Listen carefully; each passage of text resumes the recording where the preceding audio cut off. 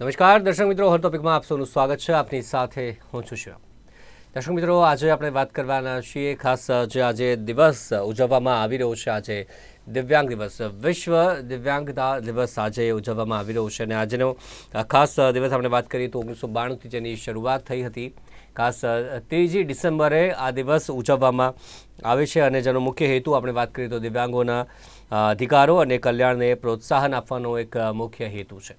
આજે આપણે વાત કરીશું, અનેક પ્રશ્નો છે કે જે વર્ષો પહેલાં હતા, પરંતુ થોડા સમયથી જે જાગૃતતા એ પ્રકારે આવી છે અને ક્યાંક ને ક્યાંક ઘણી બધી સમસ્યાઓ છે ખાસ દિવ્યાંગો માટેની કે તે અત્યારે હલ થઈ રહી છે, પરંતુ હજી પણ ઘણી બધી એવી સમસ્યાઓ છે કે જે નડી રહી છે.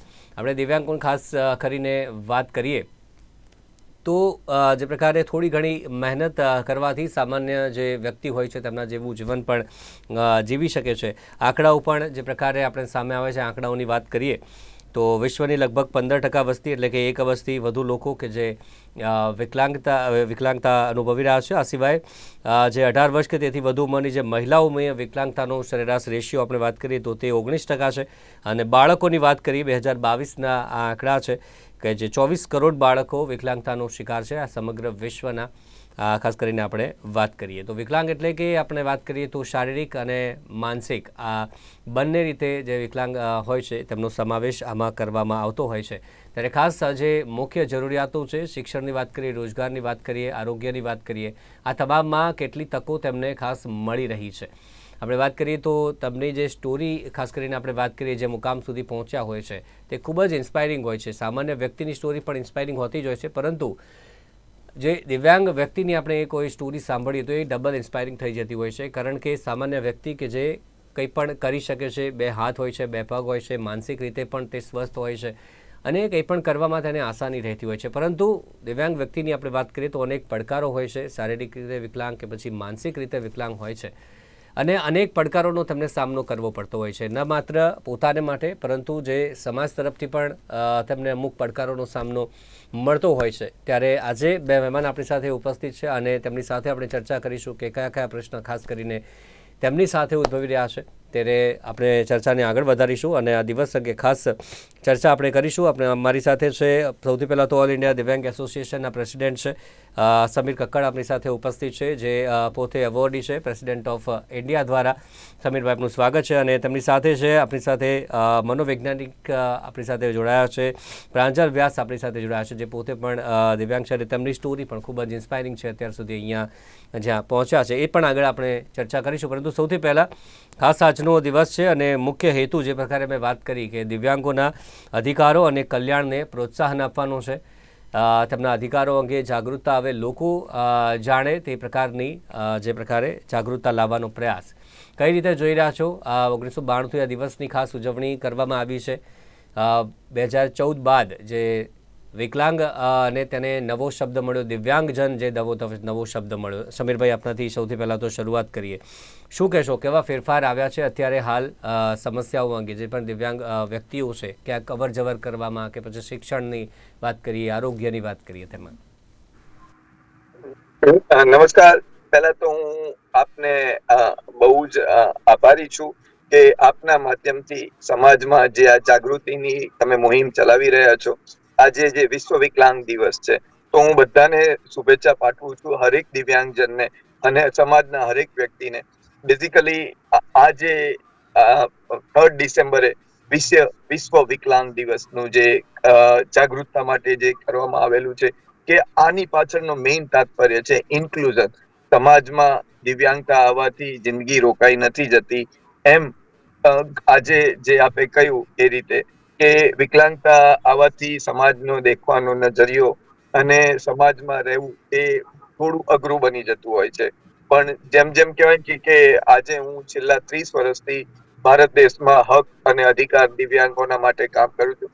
મને ખુદને છાતીથી નીચેનો ભાગ જે છે મારો પોલિયોગ્રસ્ત છે. હું 80% વિકલાંગ છું. એટલે મેં જિંદગીની ઘણી મોટી પેલી મુકામમાંથી હું પસાર થયો છું. મારી 50 વર્ષની ઉંમર છે તો એટલી બધી મુકામમાંથી પસાર થયો છું.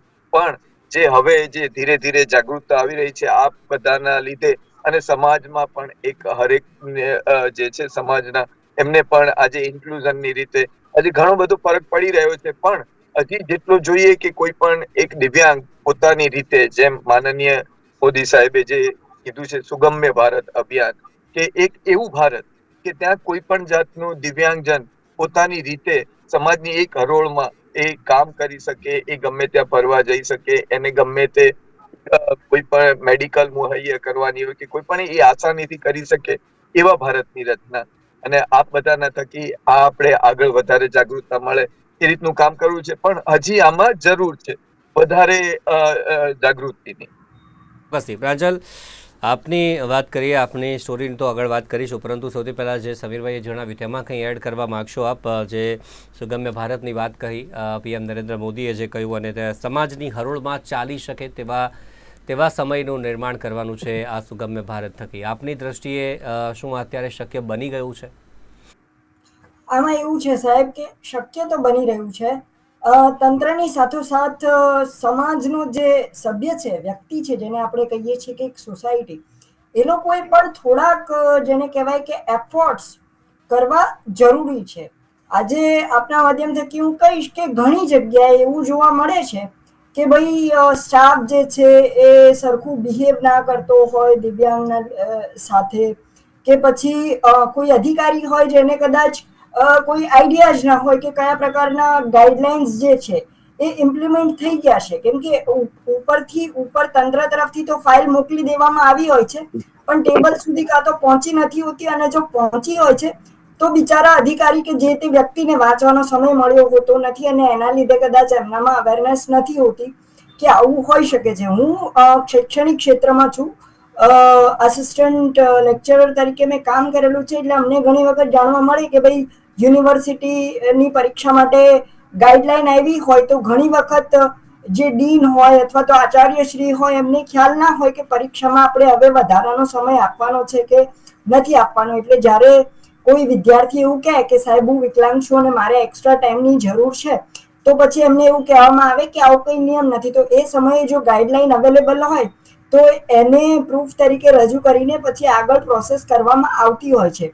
એટલે અહીંયા મને લાગે છે કે સંકલન એકબીજા જોડે કરવું તંત્રમાં પણ અને સમાજમાં એક વ્યક્તિ તરીકે પણ, ચાહે એનજીઓ હોય, તમારું કોઈ નાનું ગ્રુપ હોય અથવા તમારા દોસ્તારોનું ગ્રુપ હોય, સંકલન કરવું અને મોદી સાહેબ દ્વારા, સરકાર દ્વારા જે કંઈ પણ ગાઈડલાઈન, જે કંઈ પણ પરિપત્ર અને સૂચનાઓ આપવામાં આવે છે એનું સમયસર અચૂકસર પાલન થઈ શકે એ રીતના જો પ્રયાસો આપણે કરી શકીએ તો જેમ સમીરભાઈએ કીધું એમ સુગમ્ય ભારત મિશન ને અચીવ કરવામાં આપણને કંઈ વધારે સમય એવું લાગે એવું નથી. અને હવે તો સોશિયલ મીડિયાનો જમાનો છે, ટ્વિટરનો જમાનો છે. મેં કીધું એમ કે તંત્ર પહેલા કરતા વધારે સંવેદનશીલ બન્યું છે.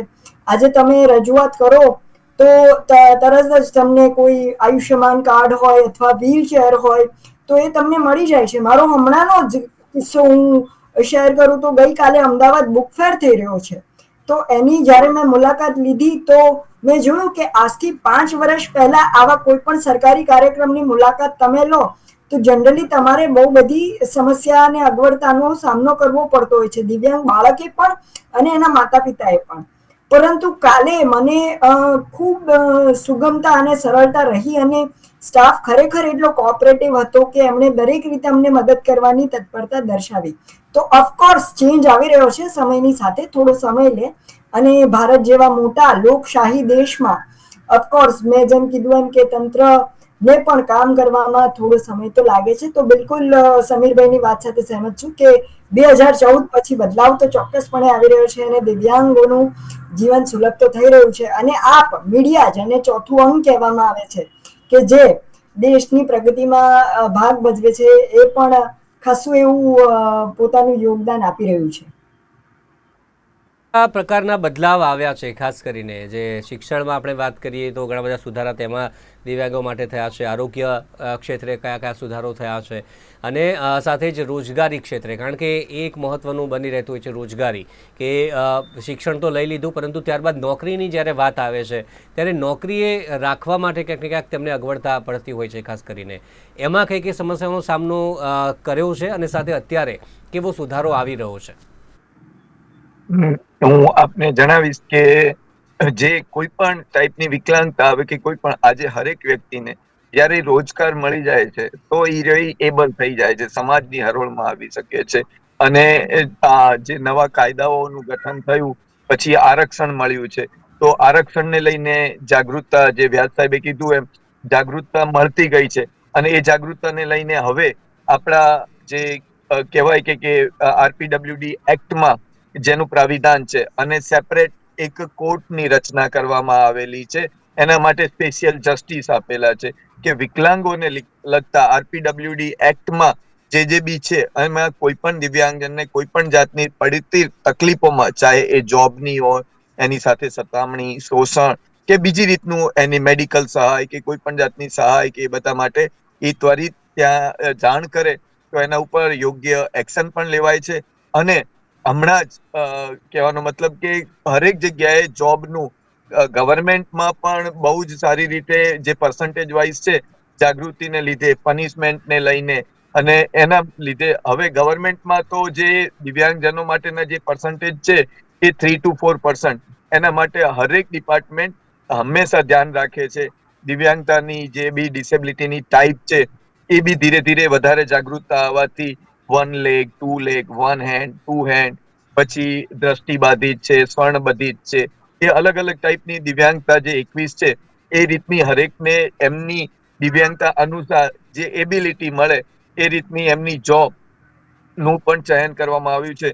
અને હમણાં જ કહેવાનો મતલબ સરકારે પ્રણ પણ લીધો છે કે આવતા વર્ષમાં એ ટોટલી 10 થી 20,000 કે 25,000 દિવ્યાંગજનો માટેની જોબોનું પણ એ કરી રહ્યા છે. અને હવે એમનું જે પહેલ છે કે પ્રાઇવેટ સેક્ટરને પણ એ વધારે ઓરિએન્ટેશન કરી અને પ્રાઇવેટ સેક્ટર પણ વધારે આમાં આગળ આવે અને ધીરે ધીરે દિવ્યાંગજનોને વધારે જોબ પ્લેસમેન્ટ આપશે તો એ પોતાની રીતે આત્મનિર્ભર થઈ જશે.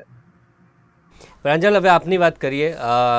આપ જે દિવ્યાંગતાની વાત કરીએ તો જન્મથી છે કે પછી ત્યારબાદ નાનપણમાં કઈ કઈ સમસ્યાઓનો સામનો આપણે કરવો પડે છે? કારણ કે ઘણી બધી વખત તમે જોતા હોય છે બાળકોને આ સમસ્યાઓનો સામનો કરવો પડતો હોય છે. ત્યારબાદ અત્યારે હાલ આપ કદાચ પીએચડી જે કરી રહ્યા છો તેમાં કેવા પ્રકારનો અનુભવ રહ્યો અને સાથે તેમાં જોબ જ્યારે લાગવાનું હોય છે તેમાં કેવી સમસ્યાઓનો સામનો કરવો પડ્યો કે પછી ઇઝીલી રહ્યું છે આપના માટે?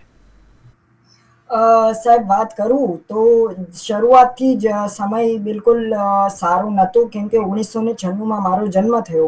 એ સમયે તો આટલા બધાના સાધનો હતા ના ટેકનોલોજી હતી, જાગૃતતાને તો આપણે સાઈડમાં જ રાખી દઈએ. એટલે મને જે છે સેરેબ્રલ પાલ્સી થઈ છે, હું અધૂરા મહિને જન્મેલો.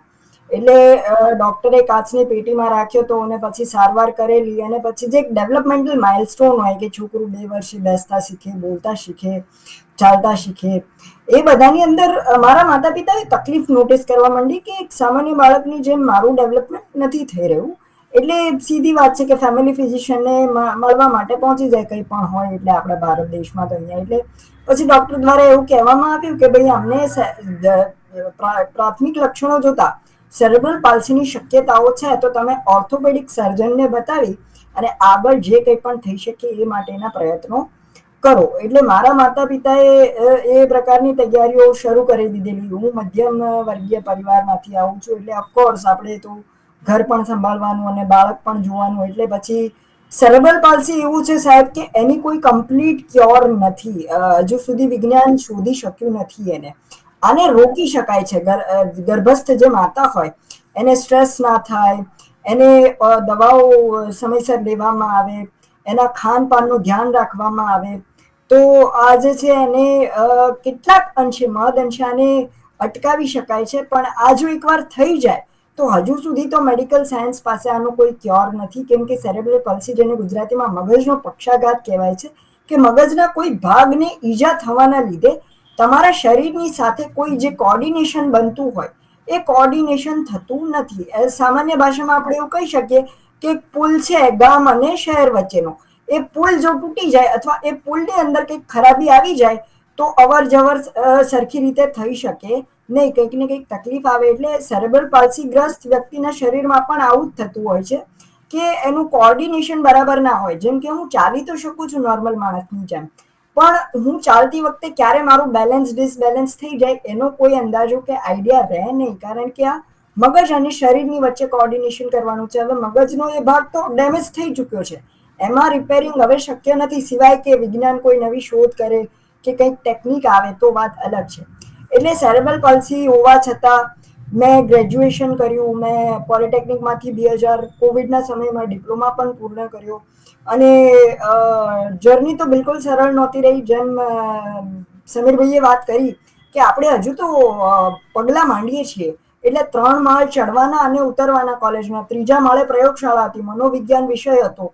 મને ઘણા લોકોએ કીધું કે ગ્રાઉન્ડ ફ્લોર પર ભણાવે છે એવા વિષય લઈને ભણ ને, એમ તો શું છે કે તને વાંધો ના આવે. પણ મેં કીધું કે ના, મને જે વિષયમાં રસ છે મારે એ વિષય લેવો છે. અને ત્યાં સુધીમાં ભગવાનની કૃપાથી મારું ઓપરેશન થઈ ગયેલું હતું અને હું ચડ ઉતર કરી શકું છું સપોર્ટના સહારે. એટલે 3 વર્ષ મનોવિજ્ઞાનનું શિક્ષણ લીધું મેં. બેચલર્સ ઇન સાયકોલોજી કર્યું, પછી 2 વર્ષ માસ્ટર્સ ઇન સાયકોલોજી કર્યું. જીસેટ કરીને એક પરીક્ષા આવે છે, Gujarat state eligibility test for assistant professorship, એ પણ મેં ક્વોલિફાય કરી. પછીના વર્ષમાં મેં યુજીસી નેટ, જે નેશનલ લેવલની ભારતીય સ્તરે આવે છે આ જ પરીક્ષા આસિસ્ટન્ટ પ્રોફેસર માટે ભારતની યુનિવર્સિટીમાં બનવા માટે, એ ક્વોલિફાય કરી. અને અત્યારે પાટણ યુનિવર્સિટીમાંથી હું પીએચડી કરી રહ્યો છું. તો અમદાવાદથી પાટણ સવારે ટ્રાવેલ કરવાનું, વાઇવા આપવાની, અને જે નોર્મલ વ્યક્તિ કરતું હોય છે એ જ રીતે કામ કરવાનું. તો એ હું કરું છું. આમાં મને સપોર્ટ જે જોઈએ તંત્ર તરફથી, વ્હીલચેર છે કે પછી કોઈ જાતનું ટાઈમ એક્સેપ્શન્સ છે, એ મળી રહે છે. બાકી જર્ની જરાય સરળ રહી નથી અને મેં કોઈ દિવસ સરળતા માટે માંગણી કરી પણ નથી. બને ત્યાં સુધી મેં એક નોર્મલ વ્યક્તિ તરીકે કામ કરવાનો પ્રયત્ન કર્યો છે. ટાઈમ મેં લીધો નથી, મને ટાઈમ આપતા હતા, પણ મેં હંમેશા એક નોર્મલ વિદ્યાર્થી જે સમયમાં પેપર પૂરું કરે 2.5 કલાકની સમય મર્યાદામાં, એ રીતે પૂર્ણ કરવાનો મેં હંમેશા પ્રયત્ન કર્યો છે. એટલે મારી આ જર્ની આમ કહી શકાય કે ઇઝી હતી, પણ આમ ઇઝી નહોતી. જી, સાથે જ જે શિક્ષણની આપણે વાત કરી કે 3 માળ ચડીને જવાના, અત્યારે હાલ ખાસ જે દિવ્યાંગ બાળકો ભણતા હોય તો તેમના માટે એ પ્રકારની જાગૃતતા આવી છે કે એમના માટે કંઈક કરી શકાય, કે 3જા માળે કોઈ ક્લાસ છે કે જે છે અત્યારે ખાસ કરીને કોલેજોમાં પણ જ્યાં કરી રહ્યા છો ત્યાં પણ તેના માટે કોઈ વ્યવસ્થા આગામી સમયમાં કરવામાં આવશે, કે અત્યારે હાલ એવું કંઈ છે? અને સાથે જ આપની જોબની વાત કરીએ તો જોબ લેવા માટે પ્રયત્ન ક્યાંય કર્યો છે આપે, અને તમને ત્યાં કોઈ અનુભવ થયા હોય સારા કે પછી ખરાબ કોઈ પણ? પ્રભુની કૃપાથી મને અત્યાર સુધી જોબ મેં કરી છે, 2-3 જગ્યાએ જોબ મેં કરી છે. હું અંશજન મંડળમાં ફિઝિયોથેરાપી કોલેજ, જેમાં સ્પેશિયલ જે પ્રોગ્રામ ચાલે છે ત્યાં સાયકોલોજી વિષય માટે વિઝિટિંગ પ્રોફેસર હતો. પછી અમદાવાદ આર્ટ્સ અને કોમર્સ કોલેજમાં પણ મેં વિઝિટિંગ ફેકલ્ટી તરીકે કામ કરેલું છે. અને અત્યારે હું મારું પોતાનું પ્રાઇવેટ પ્રેક્ટિસ કરું છું એઝ અ સાયકોલોજિસ્ટ, મનોવૈજ્ઞાનિક તરીકે. કાઉન્સિલિંગ સેશન્સ પ્રોવાઈડ કરું છું અને મેન્ટરિંગ સેશન્સ પ્રોવાઈડ કરું છું. સાયકોલોજી વિષય બાળકો અને વિદ્યાર્થીઓને ભણાવું છું. હવે આપણે બહુ સરસ વાત કરી કે હું છું કે જેનું ઓપરેશન થઈ ગયું અને 3 માળ ચડી શકે છે, પણ કોઈ બીજો વિદ્યાર્થી છે. ફોર એક્ઝામ્પલ, આપણે અત્યારે સમીરભાઈનું ઉદાહરણ લઈએ તો એમને મનોવિજ્ઞાન વિષય ભણવો હોય તો વ્હીલચેર 3જા માળે લઈ જવી એ બહુ અઘરી છે. કેટલાક પ્રયોગો એવા છે કે જે એમના માટે નીચે આપણે અરેન્જ કરી શકીએ, પણ કેટલાક પ્રયોગો એવા છે કે જે પ્રયોગશાળાની અંદર જ કરવા પડે. તો ભારત સરકારે, આપણું જે હ્યુમન રાઇટ્સ કમિશન છે એણે અને ભારત સરકારે આપણું જે સિવિલ એન્જિનિયરિંગ ડિપાર્ટમેન્ટ કહેવાય એના થ્રુ એક ગાઈડલાઈન બહાર પાડી છે, જેને આઈ થિંક રેરા કહેવાય છે. એની અંદર એવું પ્રાવધાન કરવામાં આવેલું છે કે જેટલી પણ બિલ્ડિંગો છે એ દરેક રેમ્પ એક્સેસિબલ હોવી જોઈએ. દિવ્યાંગ ત્યાં એડમિશન લે, ત્યાં ઓફિસ લે કે ના લે, એ બિલ્ડિંગ તમે બનાવો છો તો એ બિલ્ડરે એ બિલ્ડિંગ એક્સેસિબલ બનાવવાની છે. અને એના પ્રોજેક્ટ જ્યાં જ્યાં ચાલતા હોય, અમદાવાદમાં બિલ્ડિંગ બનાવતા હોય તો અમદાવાદમાં તો એક્સેસિબલ બનાવવાની જ, પણ એને તિરુવનંતપુરમમાં પણ જો એ બિલ્ડિંગ અથવા યુનિવર્સિટી બનાવતો હોય તો ત્યાં પણ એક્સેસિબલ બનાવવાની જ છે. અહીંયા એવું નથી કે ભાઈ ચલો એડમિશન આવ્યા અથવા તો દિવ્યાંગોના રજીસ્ટ્રેશન આવ્યા, આટલા મકાન દિવ્યાંગોએ ખરીદ્યા તો આપણે રેમ્પ બનાવો, ના. દિવ્યાંગ ખરીદે કે ના ખરીદે, દિવ્યાંગ એડમિશન લે કે ના લે, તમારે આ ગાઈડલાઈનને ફોલો કરવાની છે. તમારી કોલેજમાં લિફ્ટ હોવી જોઈએ, તમારી કોલેજમાં રેમ્પ હોવી જોઈએ. અપંગ માનવ મંડળની અંદર અત્યારે લિફ્ટ મૂકવામાં આવેલી છે, જેથી કરીને બાળકો જે સીડી નથી ચડી શકતા એ લોકો લિફ્ટની થ્રુ બીજા કે પહેલા માળે જઈને ભણી શકે છે. એટલે આ એક સરકારી ગાઈડલાઈન છે જેનું કેન્દ્ર સરકારે ચુસ્તપણે પાલન કરવાનું કીધું છે. પણ મેં કહ્યું એમ કે આપણે ઘણા બધા ચેલેન્જો છે એટલે થોડુંક અચીવ કરવું અઘરું છે. પણ કેટલીક યુનિવર્સિટીઓ અથવા તો કેટલીક સ્વૈચ્છિક રીતે સંસ્થાઓ પોતાની રીતે આ કાર્ય કરી રહી છે. પણ હજુ પણ જેટલું જોઈએ એટલું સેચ્યુરેશન પોઈન્ટ આવ્યું નથી. પણ જે વાત કરી ખૂબ જ ઇન્સ્પાયરિંગ અને એક દ્રઢ મનોબળ હોય તો એનો લાભ ન ઉઠાવીને એ સામાન્ય વ્યક્તિની જેમ જ ભલે કોઈ પણ કઠિનાઈ આવે છે પરંતુ આપે જે પ્રકારે અત્યાર સુધીની જર્ની કરી છે ચોક્કસથી અત્યારે જે દર્શકો સાંભળી રહ્યા છે તે પણ આપની આ સ્ટોરી પરથી ઇન્સ્પાયરિંગ થશે ચોક્કસથી. સમીરભાઈ, હવે જે વાત કરી અત્યારે જે શિક્ષણની ખાસ કરીને વાત કરી અત્યારે પ્રાંજલે, આપ એમાં કંઈ એડ કરવા માગશો કે ગાઈડલાઈન તો કરી નાખી પરંતુ તેનું પાલન કેટલા પ્રમાણમાં થાય છે, કેવી રીતે થાય છે અને એના સિવાયના કયા પ્રશ્નો છે અત્યારે હાલ કે જેમાં આપ કાર્ય કરી રહ્યા છો? જે લાયસન્સની બાબત છે કે દિવ્યાંગો લાયસન્સ સરળતાથી મેળવી શકે એના માટે તો આપે કાર્ય કર્યું છે અને મોટાભાગનાને લાભ પણ થયો છે. હાલ આપને કઈ કઈ સમસ્યાઓ લાગી રહી છે કે જેમાં આપને લાગે છે કે ના આમાં હજી પણ કાર્ય વધારે થવું જરૂરી છે? સાહેબ, જે વ્યાસ સાહેબે કીધું એમાં સૌથી પહેલું કે હું પણ જે મારું સ્કૂલિંગ કરતો હતો એમાં એક નાનું વાક્ય કહીશ કે ભાઈ મને છાતીથી નીચેનો ભાગમાં વિકલાંગતા તો હું ત્યાં મારી ગામની પાદરે સ્કૂલ હતી તો હું કેલિપર અને ઘોડીથી ત્યાં જતો અને ત્યાં જઈએ અને જ્યારે સ્કૂલ છૂટે ત્યારે જે મારી સાથેના જે સખા મિત્રો જે હોય એ મારી બંને ઘોડી ખેંચી અને ફેંકી દે અને હું પડી જાઉં. એમાં એમને એક અલગ આનંદ આવતો હતો. પણ એને લઈને હું ત્યારે તો હું તૂટી પણ જતો હતો કે હે ભગવાન, તે મને આ શું કર્યું? હું જ કેમ તે મને જ કેમ આવો સિલેક્ટ કર્યો આવી પરીક્ષા માટે? પણ ધીરે ધીરે હું આપના માધ્યમથી આ સ્ટોરીની માધ્યમથી એ જ કહેવા કે મારા ફેમિલીમાં મારા માતા પિતાએ કીધું કે બેટા તું સ્પેશિયલ વ્યક્તિ છે, તારા માટે બીજો સમાજ નહીં બને, તારે આ જ સમાજમાં રહેવાનું છે, તારે આ જ સમાજમાં આગળ વધવાનું છે. એમ હું આપના માધ્યમથી એ પણ કહેવા માંગીશ કે કોઈ પણ ઘરે હવે તો જે કહેવાય કે પોલિયો છે કે ઘણી બધી એવી જે બેક્ટેરિયલ કે ઇન્ફેક્શન વાળી જે વિકલાંગતા આવતી હતી એમાં સરકારે બહુ મોટી સિદ્ધિ હાંસલ કરી લીધી છે કે આજે પોલિયો નાબૂદ ઇન્ડિયા પણ કરી દીધું છે. પણ જે હવે એક્સિડન્ટલી પણ ડિસેબિલિટી આવી ગઈ છે તો જે ફેમિલીનો જે દેખવાનો જે નજરિયો હોય છે એ હવે તું કાંઈ નહીં કરી શકે એવું નથી સાહેબ. જો મને મારા માતા પિતાએ જો એવું વિચાર્યું કે હવે તું આવું નહીં કરી શકે તો હું આજે વિશ્વ રેકોર્ડ જે અમદાવાદથી લંડન સુધી જાતે ગાડી ચલાવી 17,000 કિલોમીટર અને વિશ્વ રેકોર્ડ ના કર્યો હોત. અને હું મારા જેવા વિકલાંગોને હું એ જ રીતે ટ્રેન કરું છું કે ભાઈ એ એમની મોબિલિટી લઈ શકે. અને આમાં જે વ્યાસ સાહેબે કીધું એમ સુગમતા, ઘણા બધા ગવર્મેન્ટના કાયદા છે, ઘણું બધું છે, પણ જે ઇમ્પ્લિમેન્ટેશન છે એમાં હજી સુધી બહુ જ દૂર છીએ. આ બાબતમાં આપણે બહુ જ દૂર છીએ. જે સુગમ્ય ભારત અભિયાન જે 2016 થી થઈ ગયું સાહેબ, અનેક વાર સુપ્રીમ કોર્ટ, અનેક વાર હાઈકોર્ટ કેટલી બધી ઝાટકણી કરી છે. આજે જે કહેવાય કે ભાઈ કોઈ પણ બિલ્ડર છે જે સ્ટાર્ટિંગમાં જયારે બિલ્ડિંગ બનતી હોય તો એને સુગમતા કરવામાં એને ₹0 નો પણ વધારો નથી થતો, બરોબર છે. છતાં બી ના જે અધિકારીઓ હોય છે કે જે એમને બિલ્ડિંગ યુઝ પરમિશન આપી દે છે, કાયદામાં લખેલું છે, જેમ રેરા છે, રેરા પહેલા પણ કેટલા બધા કાયદાઓમાં બહુ જ ચીવટતાથી લખેલું છે કે એમના માટે એલોટેડ પાર્કિંગ, રેમ્પ, ટોયલેટમાં જઈ શકે એ રીતનો દરવાજો, રેલિંગ, જે પ્રાથમિક જરૂરિયાત છે. અમે કોઈ વિશ્વ નથી માંગતા, પણ જે પ્રાથમિક જરૂરિયાત છે કે ભાઈ દ્રષ્ટિ બાધિત છે તો ફ્લોર જે છે એ ટેક્ટાઇલ વાળો હોવો જોઈએ, સ્લીપરી ના હોવો જોઈએ. આવી નાની મોટી આઈટમ છે જેમાં હજી સુધી બહુ જરૂર છે. અને આપના માધ્યમથી હું સમાજને પણ અપીલ કરવા માંગુ છું કે આપ કોઈ પણ નાની સોસાયટીના ચેરમેન હો, સેક્રેટરી હો કે કોઈ પણ નાનું દુકાન પણ નિર્માણ કરતા હો તો ત્યાં એક દિવ્યાંગ આવી શકે. આજે અમને પણ બધી જગ્યાએ પિક્ચરમાં જવાનો, ગાર્ડનમાં જવાનો, બધી જગ્યાએ જવાનું પેલું થતું હોય, પણ બહાર જઈને દેખીએ કે 15 પગથિયા, 20 પગથિયા એટલે આવું થતું હોય છે. તો આપના માધ્યમથી સમાજને રિક્વેસ્ટ કરી, સમાજ કરતા બી સરકારને કે જે એવા અધિકારી છે કે જે ગમે તે કારણથી એક બિલ્ડિંગને ધ્યાન આપે અને ફોકસ આપી અને વધારે સુગમતા થઈ શકે એ રીતનું થાય એવી મારી તમામ ભારતવાસીઓને રિક્વેસ્ટ છે.